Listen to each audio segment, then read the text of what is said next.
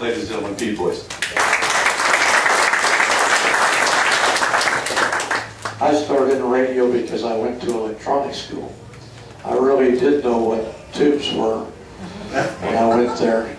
But I got to tell you, the first time I walked in the radio station, I was scared to death. Because I worked for WKYW. Anybody remember WKYW? Anybody remember WKYW? 900 on the dial. It now was WFIA. And back then they were a CBS network.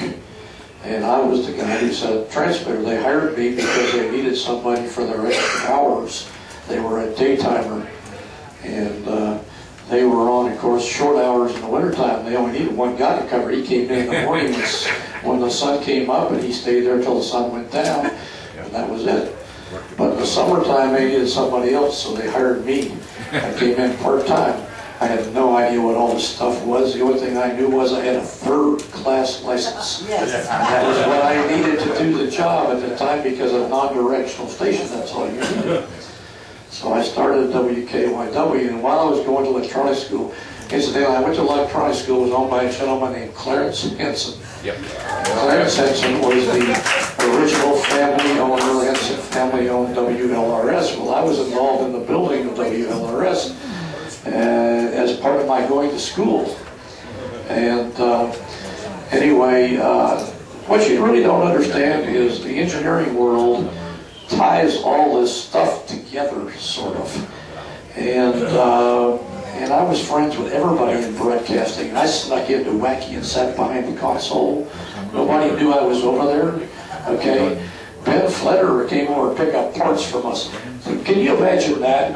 We borrowed parts from Wacky, and Wacky borrowed parts from us. Okay? Nobody knew that was going on. If they needed a final tube, they didn't have one, Ben would come over and get the tube from me. Right? We didn't have to ask anybody, we just did it. Okay? That's how we all stayed on the air, because nobody had a budget. Would you believe when I first went to WKLO, I couldn't buy spade lugs for the end of the wires? Those things cost 3 cents. We couldn't buy spade lugs in those days. Okay? And I got paid a great $85 a week. Anybody remember those days? Oh, yeah. Yeah. Okay? And, you don't like to do that. and I got a phone call. While I was at WKLO, I got a phone call from AT&T.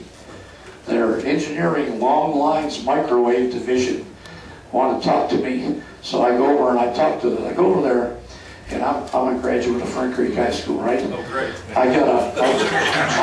There's a reason I gotta tell you this story, okay? I got a perfect attendance key when I was a nerd for sure. Okay, I got a perfect attendance key from Fern Creek High School. I never missed a day of high school. It was mostly because of the fear of my dad's belt. He would have killed me if I missed a day of school. Okay? But anyway, the reason I tell you that story is because back a few years ago, we started doing low power FM 100 watts. I built a radio station at Fern Creek High School. Yeah. So that was kind of cool to go back to your own school and build a radio station for them. And there's a long story involved in that, but I won't get into all that. The reason I'm telling you all this stuff is because we're so intertwined, you don't even realize how intertwined we are. Mason Lee Dixon told the story about the 3 disc jockeys that met at the bar. Okay? The rest of that story you didn't tell was that while Carl Strandell from WKLO was at QP's, Pete Boyce walked in the radio station at 2 o'clock in the morning, and there was nobody there. Right? Oh my gosh, there's nobody here. Right? And I walk in the studio, Carl, where are you, Carl? Go back and check the restroom. KLO had a hallway as long as this one right here. And Wacky did too. And you had to walk from the front studio all the way back to the restroom in the back. Okay? So I go all the way back to the restroom and I'm checking, and Carl's not there. So I walk in the production room, here's this reel running on the old Ampexes. It's sitting there playing the stuff that's on the air. I figured that out pretty quick. Right? It's 5 minutes till 2, I think, or 3 in the morning. Whichever it was.